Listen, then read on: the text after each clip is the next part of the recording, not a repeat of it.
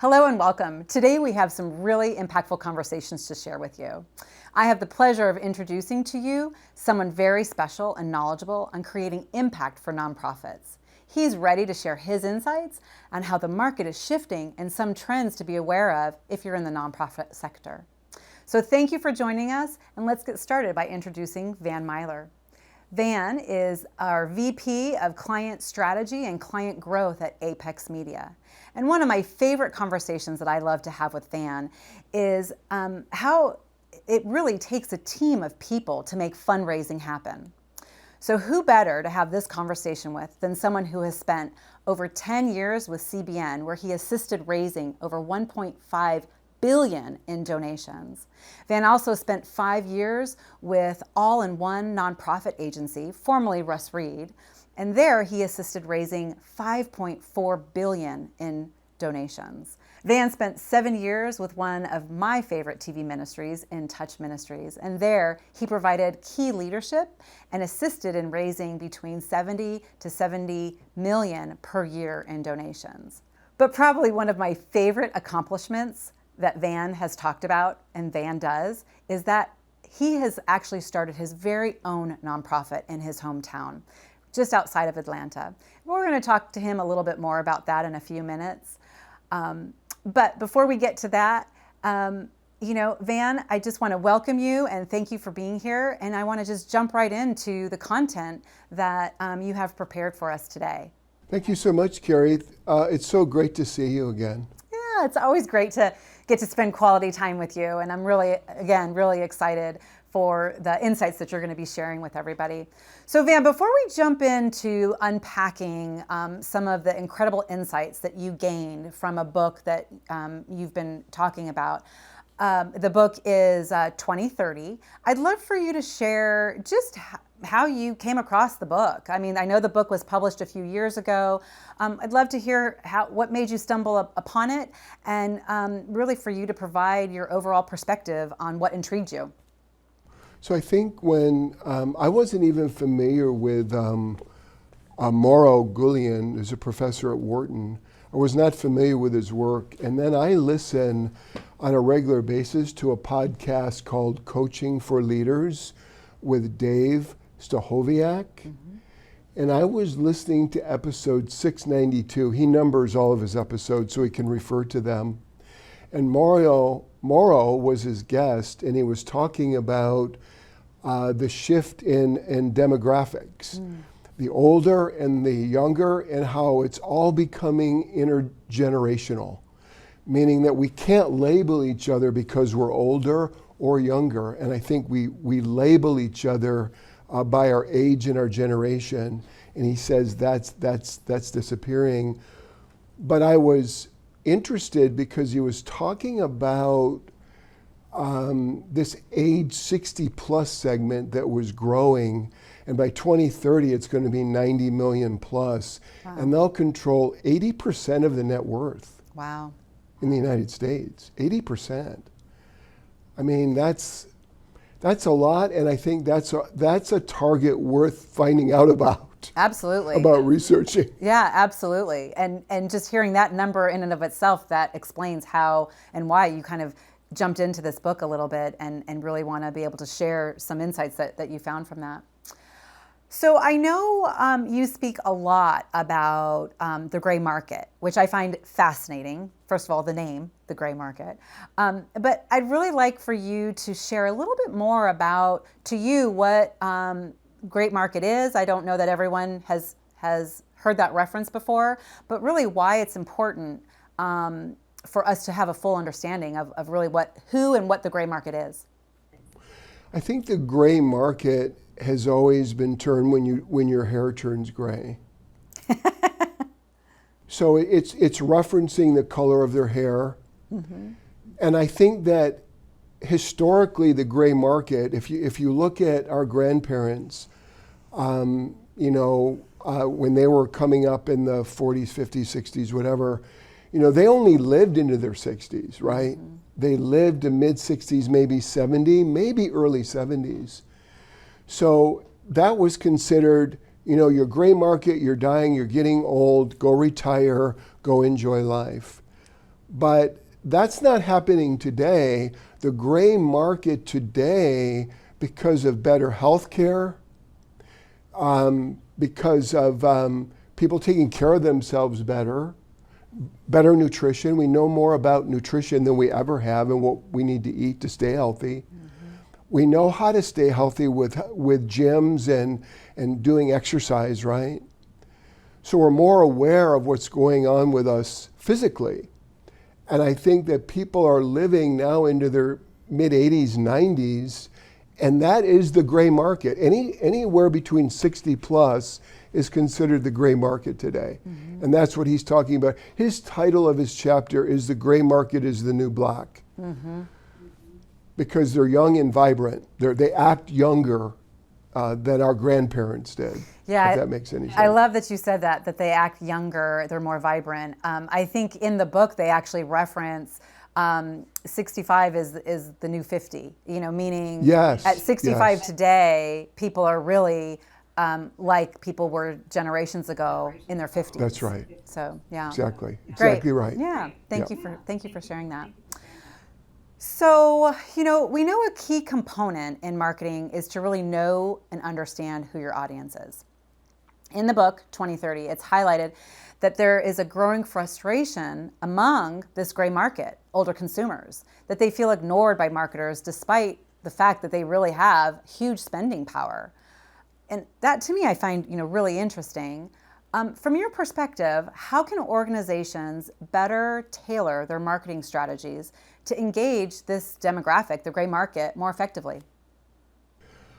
Well, I think the first thing that they need to do is research this market and get a better understanding of them, a deeper understanding of their preferences, their values, their beliefs.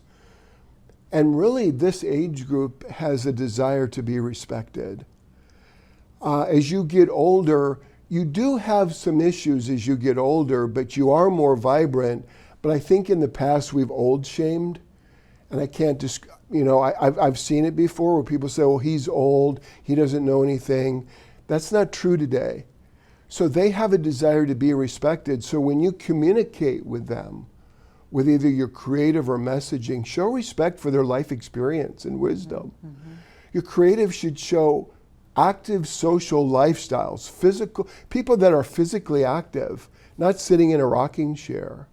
Show how technology can be user-friendly and promote community and connectivity.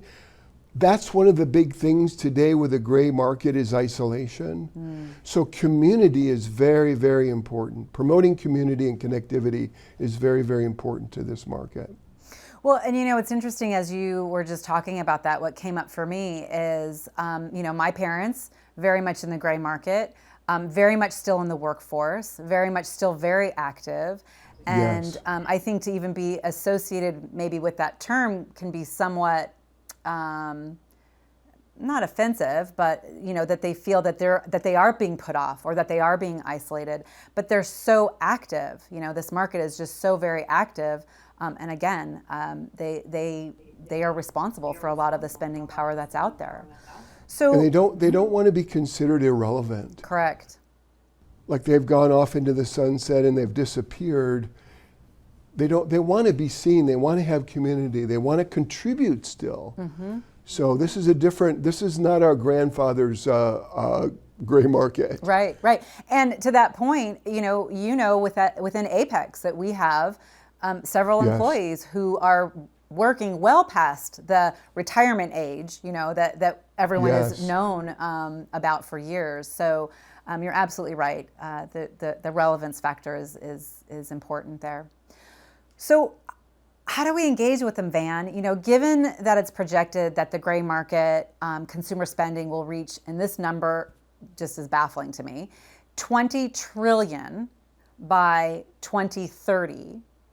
And considering that today's older market is healthier and more active, like we just talked about, what are some thoughtful, strategic approaches that you recommend to nonprofits, specifically those looking to really want to be able to engage and connect with this gray market?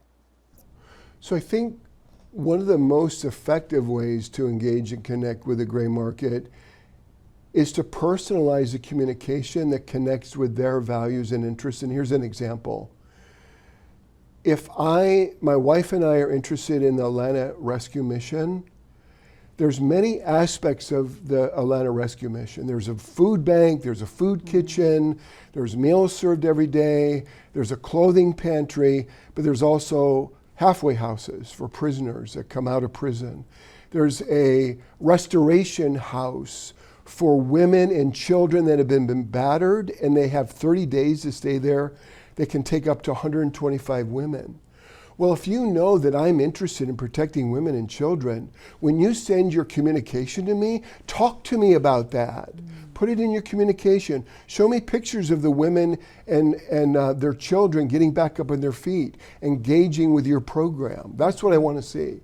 You can share stories and updates based on your life priorities. Invest in relationship managers that really understand and know the value preferences of this older market. And the truth of the matter is, don't be afraid to engage in multi-channel media.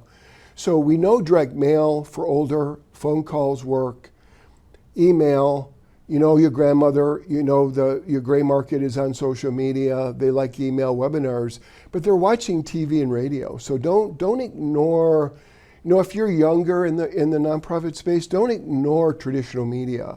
And if you're older, don't ignore digital media. So it all works together. Yeah. So engage in and integrate multiple channels.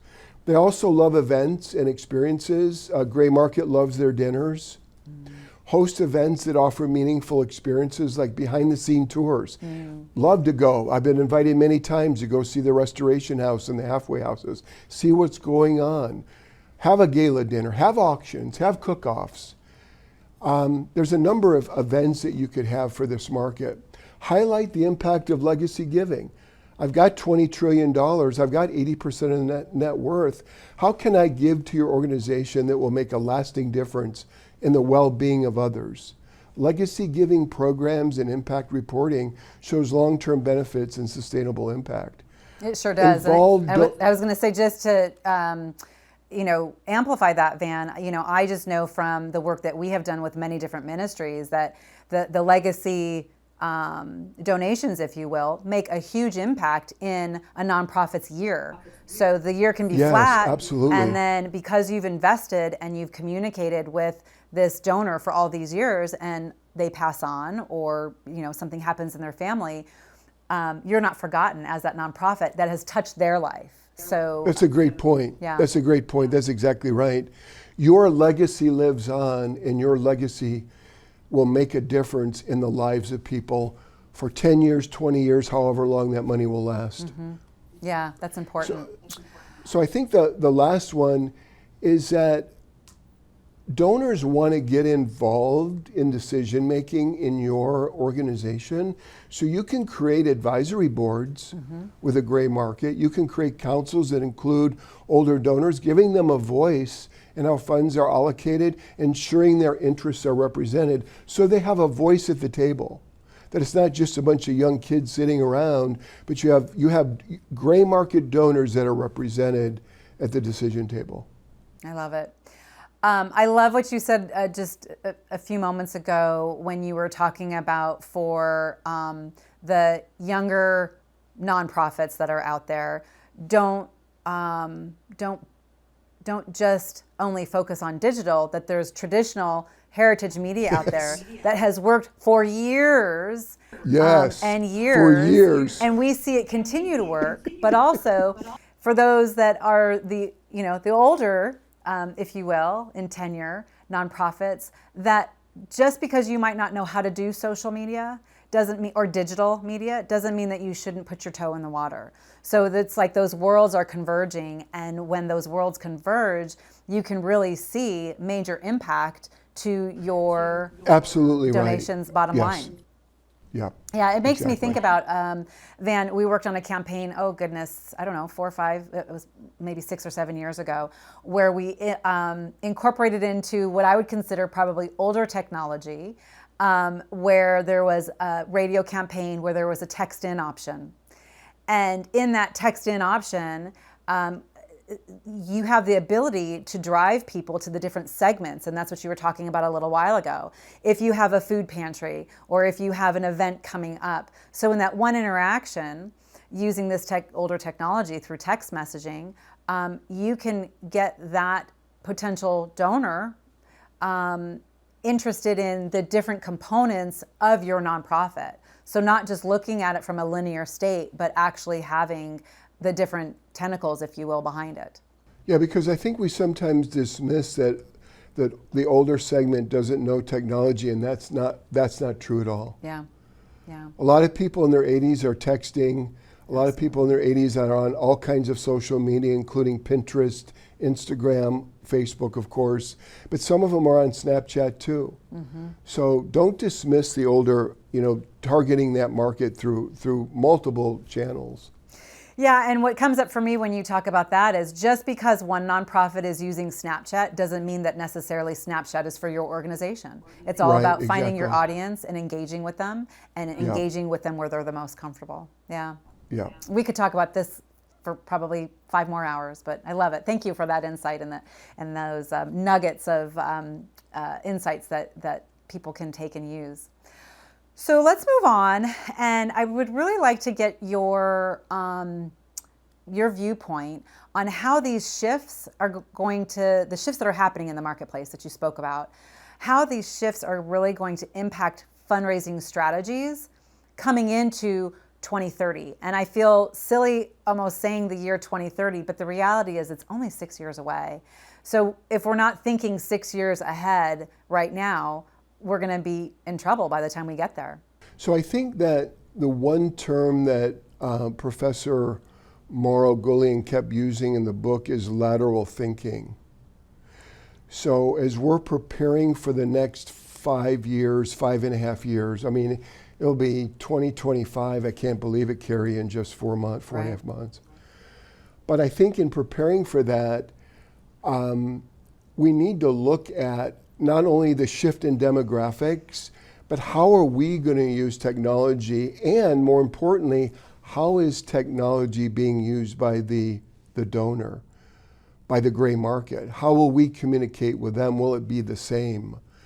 So how will technology advance our nonprofit? How can we use that?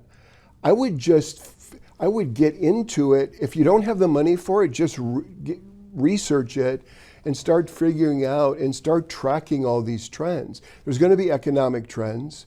There's going to be social trends. We're already seeing social trends change. Politically, you see it in the United States, but you see it worldwide. In democracies and governments shifting and policies shifting. So I would keep track of all these things and have a holistic view of trends, rather than I have to jump on technology. I have to get the latest in technology, the latest CRM, the latest whatever the thing is. I have to be on the latest social media. Think through what you need. And I think, Carrie, you mentioned a really good point. What do you need for your mission, for your impact, for who you're going after? Because there's going to be a certain segment of the gray market that's going to love you. They're going to love you. That's the viable market for you, those who love you. How are you going to keep cultivating them as these trends start changing as we move towards 2030? So I would have a lateral mindset, not just a single focus. I love that. I know personally and professionally, I can get sidetracked with the next shiny object. And so what I hear you saying is really stay focused and evaluate what has worked. If it hasn't worked, doesn't mean that you throw that away necessarily. Yes, it just exactly. means, how do we revisit it? How do we look into it further and look to see what technology is out there to help maybe reignite that, if you will?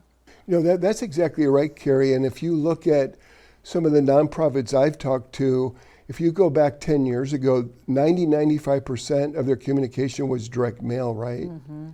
Well, today it's 50%. Mm-hmm. So there's other communication going on through email, through social media, through other ways of communicating and reaching donors. So you can shift, you can say, okay, I'm not going to abandon direct mail. Just like we have clients right now that won't abandon TV, and they shouldn't. You should keep TV, but how do you add the other platforms, the emerging technologies to what you're already doing that's going to reach that market that loves you? I think that's important. Great, great.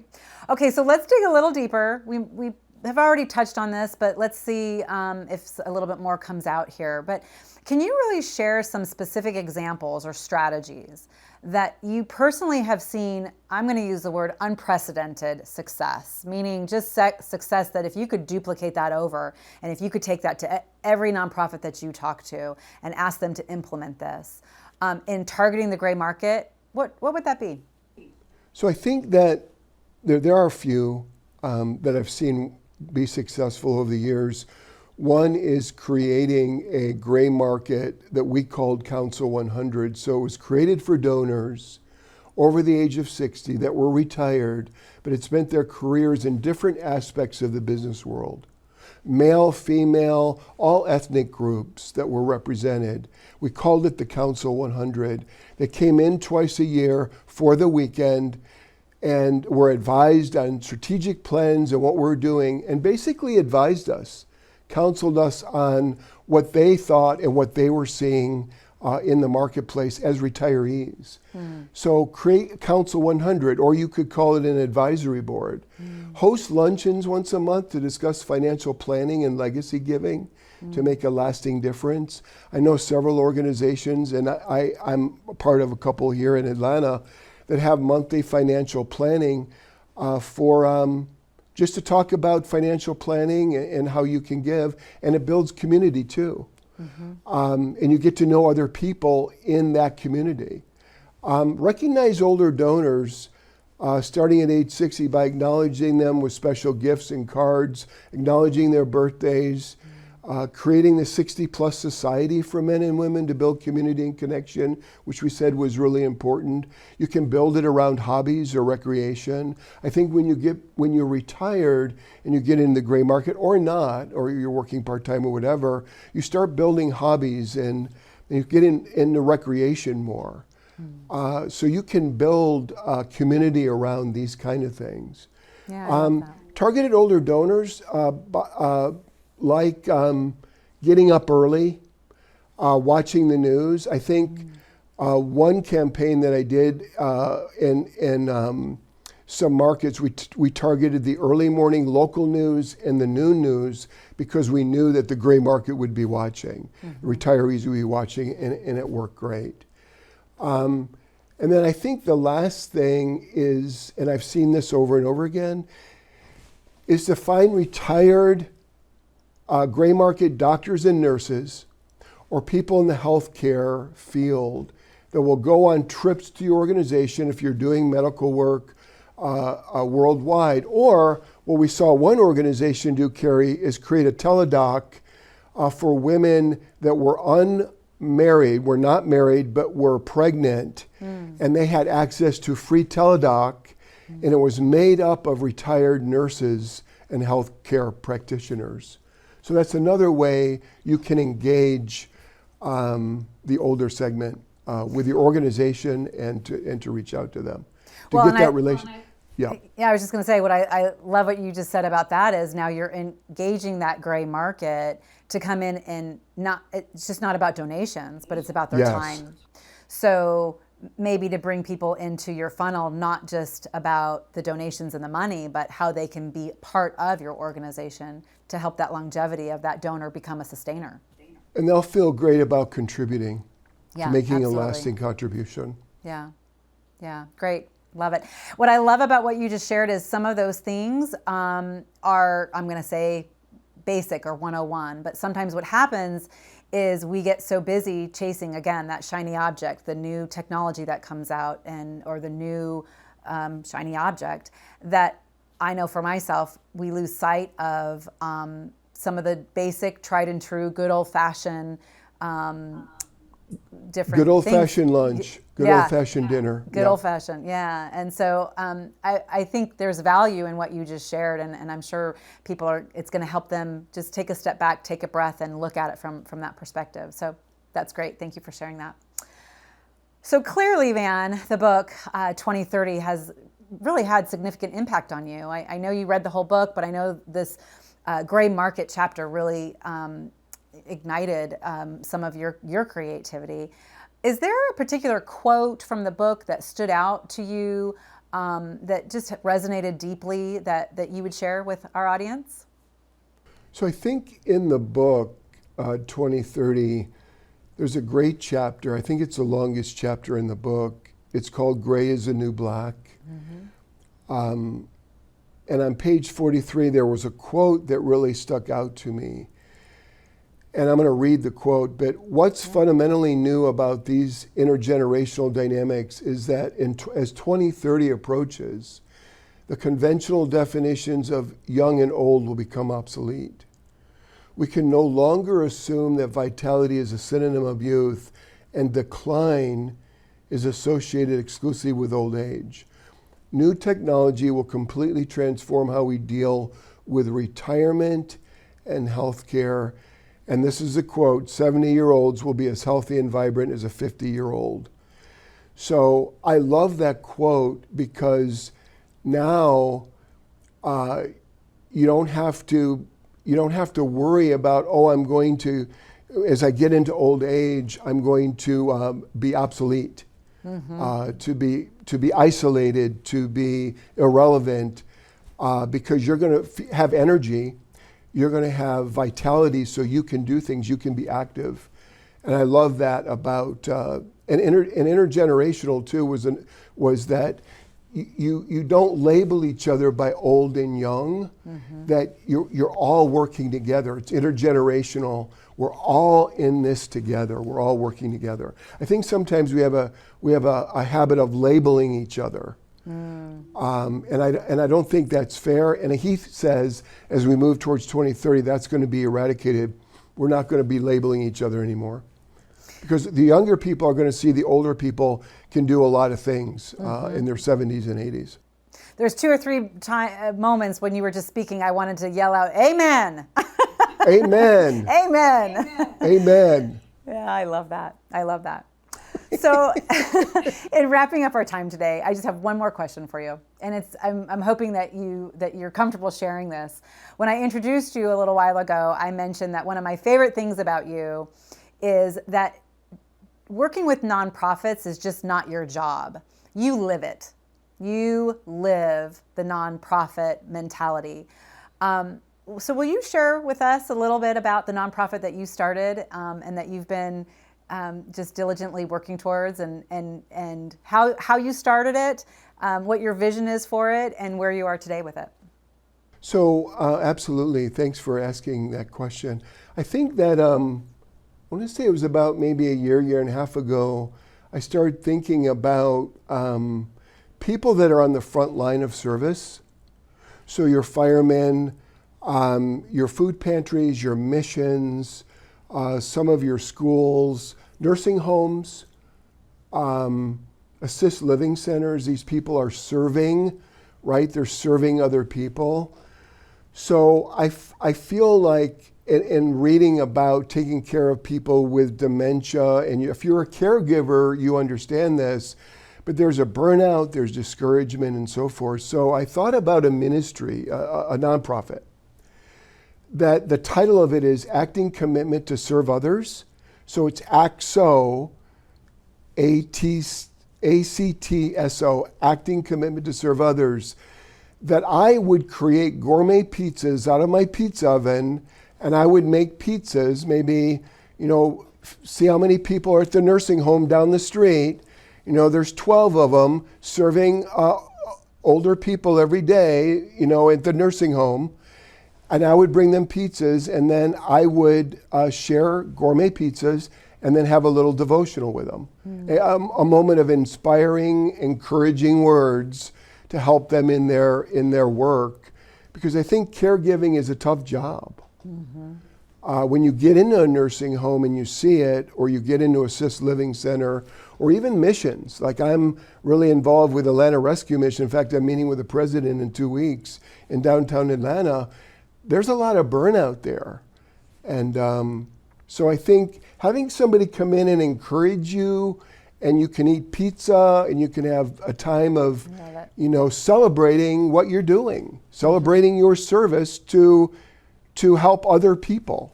So that's what that's about. I love it. I love it. And like I said, I love the concept and where it came from, and just the thought that you've put behind it. And I'm sure it's a blessing to so many people. But what I really love about it is, again, helping nonprofits is not just your job, that you're passionate about it, and you really are looking to help these organizations build that donor base to help their legacy continue on, because it's not easy starting a nonprofit, as you know, and I commend you for that. So thank you so much. When I got my pizza oven and it gets up to 950 degrees. And we're used to a grill getting to 500 degrees, right? My son said, "Dad, don't put your face in there; it'll melt off." So I don't put my hands in there I don't put my hands or face in it. So it looks like you've heeded his warning, because your face is still there. I know what we're getting you for Christmas this year. We're going to get you the UV glove or one of those gloves that can. Yeah, it gets really hot. Yeah. Great. Well, Van, thank you so much for being with us here today. Thank you, Carrie. I always really enjoy speaking with you and hearing the insights and the nuggets that you have, really creating impact, and clearly your passion shows through. Well, thank you for taking the time to do this, and I really appreciate your deep probing questions. Thank you. Great. So thank you again, Van, for joining us. And for those of you who are watching and would like more insights on how to create deeper impact with your response fundraising efforts, contact us. We'll have the contact information here on the screen. We know and believe that you've already made a difference in the world. So let's really connect to protect and preserve the legacy that your organization already has going. Thanks for tuning in, and we look forward to talking to you.